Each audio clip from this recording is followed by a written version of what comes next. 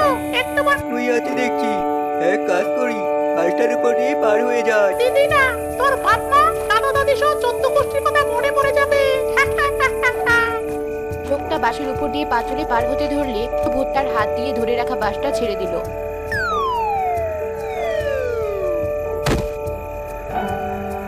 মাগো, বাবা গো, মরে গেলাম, কেউ আমাকে বাঁচাও, এই বাসটা আমাকে মেরে ফেললো।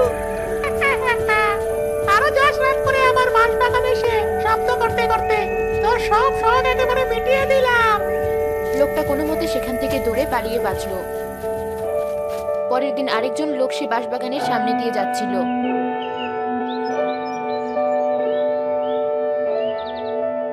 একটা বাস রাস্তার মাঝে নুয়ে আছে, বাসটাকে হাত দিয়ে তুলে ওটা নিচ দিয়ে চলে যায়। ভেবেছিস এভাবে তুই হাত দিয়ে বাস থেকে তুলে ধরলে আমি তোকে কোনো শাস্তি দেব না? এবার দেখ আমি কি করি।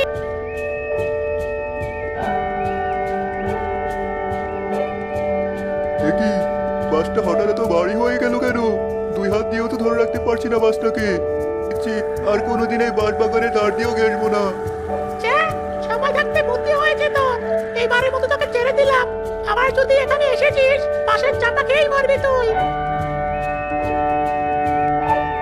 বাসটা একাই আস্তে আস্তে উপরে উঠে যাচ্ছে। যাক, এই যাত্রায় বেঁচে গেলাম। আর কোনোদিনও যদি এই রাস্তা দিয়ে একা এসেছি তবে নিজের নাম পাল্টে রাখবো। যা, কিছুদিনের জন্য শান্তি হলো। গ্রামের লোকজন ভয়ে এই কয়দিন আর হবে না, আর আমিও কয়দিন নিশ্চিন্ত থাকতে পারবো।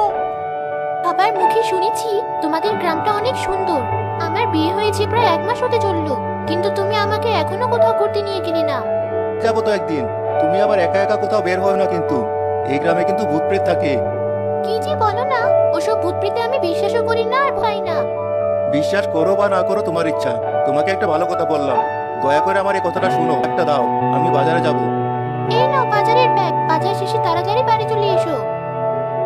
মা, রতন কি বাজারে চলে গেছে? জি মা, আপনার কি বাজার থেকে কোনো কিছু আনার দরকার ছিল? দিন শুনলাম বাঁশের কোরল দিয়ে চিংড়ি মাছ রান্না করলে নাকি বেশ লাগে খেতে। পাহাড়িরা নাকি এসব ভালো রাখতে জানে। তোমার বাড়ি পাহাড়ি এলাকায়, তাই ভেবেছিলাম তুমিও হয়তো আমাকে এই তরকারিটা রেঁধে খাওয়াতে পারবে। জি মা, এই তরকারিটা আমি খুব ভালোভাবে রাখতে পারি। রতন তো বাজারে গেছে চিংড়ি মাছ আনতে, আমি বাইরে থেকে বাঁশের করছি। আজই আপনাকে তরকারিটা রেঁধে খাওয়াবো। কিন্তু তুমি এই নতুন এলাকায় একা একা বাঁশের কোরল কোথায় খুঁজতে যাবে? তুই হবে না মা, এটা তো সাধারণ একটা গ্রাম। এর থেকে ভয়ানক জায়গাতে তো আমার নিজের বাড়ি ছিল। আর খুঁজে পাওয়া কোনো ব্যাপারই না। আপনি একটু অপেক্ষা করুন, আমি এখনই আসছি। মতিয়া বাঁশের কোরল খুঁজতে খুঁজতে সেই বাঁশবাগানের কাছে বাঁশঝাড়ের উপর থেকে বিষভূতটাকে দেখতে পেল। এই মেয়েটাকে আগে এই গ্রামে দেখেছি বলে তো মনে হয় না। এখানে নতুন এসেছে কোথায়? কি দিনের বেলা এখানে এসেছে বলে আবার হাত থেকে নিস্তার পেয়ে যাবে? তারা এখনই দেখাচ্ছি।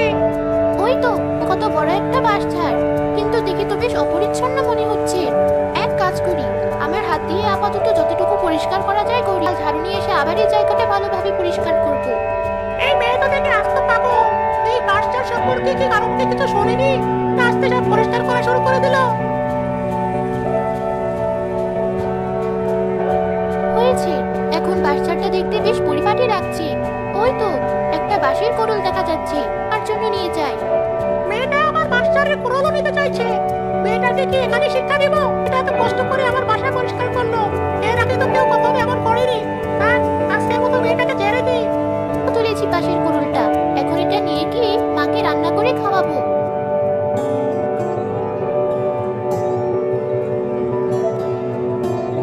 তোমাকে না আমি বাইরে গেছিলাম মতিয়া, তবুও তুমি না বলে কোথায় চলে গিয়েছিলে? এই দেখো আমার হাতে কি, মাকে বলে এটাই আনতে গিয়ে আমি। তুমি খামোখা চিন্তা করো। তুমি তো ওই বাঁশের কোড়াটাকে সামনের ওই বাঁশবাগান থেকে নিয়ে আসলে, কিন্তু আমি তো শুনেছিলাম ওখানে ভয়ানক থাকে। মানুষ তো কত কথাই বলে, সব কানে নিলে চলে নাকি?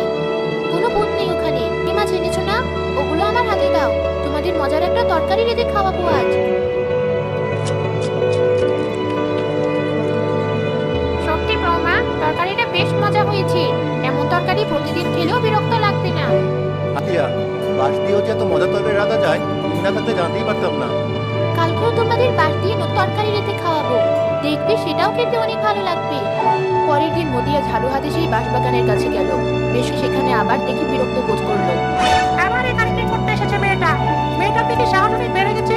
না, আজ ওকে ছাড় দেওয়া যাবে না। দেখিয়ে এখান থেকে দাঁড়াতেই হবে। এ কি, তো একটা বাঁশ এভাবে নুয়ে পড়ে আছে কেন? এক কাজ করি, বাড়ি থেকে পালিয়ে নিয়ে এসে বাঁশটাকে গোড়া থেকে কেটে ফেলি, তাহলে মানুষজনের চলাচলেও সমস্যা হবে না।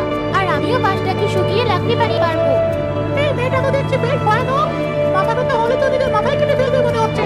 না, ওকে ভয় দেখানোর কোনো উপায় খুঁজে বের করতে হবে। বাঁশটা আবার একা একা সোজা হয়ে গেল দেখছি। বাতাসে হয়ে পড়েছিল মনে হয়, পাতার চোখ হয়তো আবার একাই সোজা হয়ে দাঁড়িয়েছে। যাই হোক, আমি আর কথা না বাড়িয়ে ঝাড়ু দেওয়া শুরু করি। মতিয়া, এই মতিয়া, তুই এই বাসটার থেকে চলে। এই বাসটারে ভয়ানক এক ভূত থাকে। তার রাগ উঠলে তোকে আত্ম গিলে ফেলবে। ভাই, তুমি এখানে? এটা তো তোমারই গলার আওয়াজ। কোথায় তুমি? আড়ালে লুকিয়ে থেকে কথা বলছো কেন? আমার সামনে এসো। কে তোর ভাই? আমি তো কোনো ভাই না। দেখ আমাকে, দিক দিয়ে আমাকে দেখে তোর ভাই মনে হয়। ভাই, তোমাকে দেখতে এমন দেখাচ্ছে কেন? কে তোমার এই অবস্থা? তুমি জানো আমি আর মা কত রাত তোমার জন্য দরজায় বসে অপেক্ষা করেছি, আর তুমি এতদিন এখানে ছিলে? কি হলো তোর? কে আবল তাবল বকা শুরু করলি? কে দেখে ভয় না পেয়ে আমার কান্নাকাটি শুরু করে দিলি কেন? ভাই, তুই কোনো চিন্তা করিস না, আমি তোকে এখান থেকে, তুই একটু অপেক্ষা কর, আমি এখনই আসছি। ওই মেয়েটা দেখি আসলেই পাগল। আমার মতো পুরনো একটা ভোর ভাই। আরো কত পাগল ছাগল তো দেখতে হবে এই জীবনে। কি হয়েছে মতিয়া, তুমি এভাবে কাঁদছো কেন? তুমি ঠিক বলেছিলে রতন, এই গ্রামে আসলেই ভূত থাকে, কিন্তু সে ভূতটা অন্য কেউ নয়, আমার নিজেরই ভাই। কি বলছো এসব? ভূত তোমার ভাই হতে যাবে কেন? তুমি না বলেছিলে তোমার ভাইকে হারিয়ে গিয়েছে? এত কিছু বলার সময় নেই এখন। সাধু বাবাকে নিয়ে ওই বাঁশবাগানের কাছে চলে এসো তাড়াতাড়ি। রতন সাধু বাবাকে নিয়ে বাঁশবাগানের সামনে গেল। সাধু বাবা মতিয়ার কথা শুনে সেখানে ধ্যান করতে বসলেন।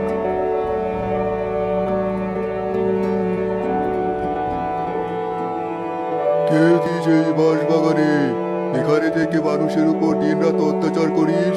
সাহস থাকার সামনে আয়। এই নে, আসলাম তোর সামনে। কি করবি? তুই ভয় পাই না। এই মেয়েটা যা বলছে তা কি সত্যি? এই মেয়ে যা বলছে সে, আমি ওকে জীবনে কোনোদিনও চোখে দেখিনি। ঠিক আছে, তুই আমার সামনে আয়, একটু পরই সব পরিষ্কার হয়ে যাবে।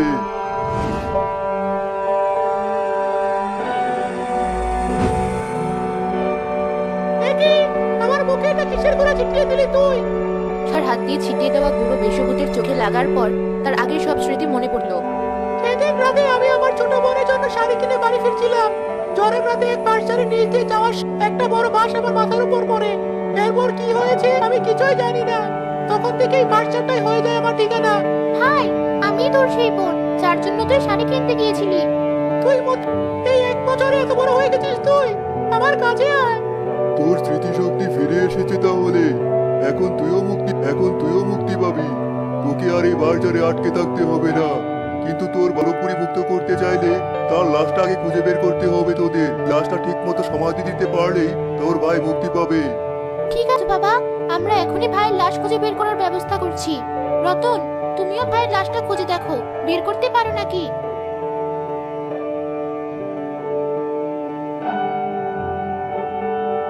এদিকে এসো, এখানে লাল কি যেন একটা চকচক করছে।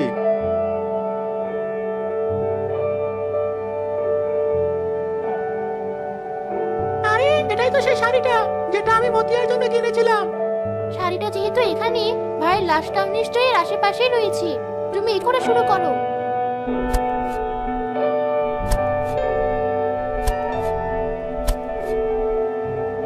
এই তো, এখানে একটা কঙ্কাল, আর হাতে তোমার শাড়িটা। এটাই মনে হয় তোমার ভাইয়ের লাশ। হ্যাঁ, এটাই আমি। ওই লাল শাড়িটা তোর জন্য অনেক শখ করে বাজার থেকে কিনেছিলাম। একদিনের জন্য হলেও পরিস। সবাই মিলে লাশটার সমাধি দেওয়ার ব্যবস্থা করলো। সাধু বাবা মন্ত্র পড়ার পর তার আগের রূপ ফিরে পেল। তার কেনা লাল শাড়ি পরা মতিয়াকে দেখে সে চিরতরে দুনিয়া থেকে বিদায় নিল।